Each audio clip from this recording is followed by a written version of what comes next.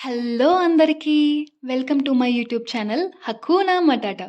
మన చిత్తూరులో కట్టమంచి అనగానే మనకి గుర్తొచ్చేది సాయిబాబా గుడి. సో, ఈరోజు నేను మన కట్టమంచిలో ఉన్న సాయిబాబా గుడికి వచ్చేసాను. బాబా గారు ఎప్పుడూ చెబుతూనే ఉంటారుగా, 'సబ్కా మాలిక్ ఏక్ హే' అని.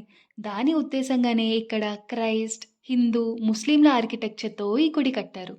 ప్రదక్షిణ చేసేటప్పుడు వెనుక భాగంలో మనకి పంచముఖ ఆంజనేయ స్వామి దర్శిస్తారు. అండ్ ఈ ఆర్కిటెక్చర్ చూసారంటే గుడి చుట్టూ దశావతారాలతో చాలా అద్భుతంగా నిర్మించారు.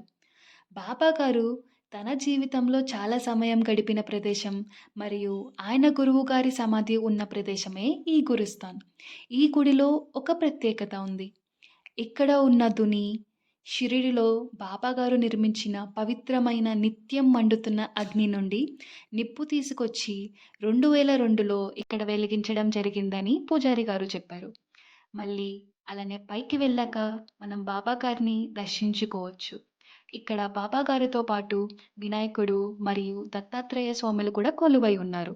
నేను ఈవినింగ్ టైంలో వెళ్ళాను కాబట్టి ధూప్ హారతిని దర్శించుకున్నాను.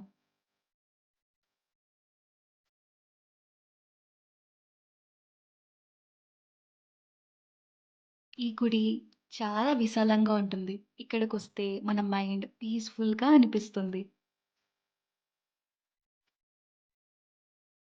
ఇక్కడ కింద చూసారంటే మనకి ద్వారకామాయి కూడా ఉంది.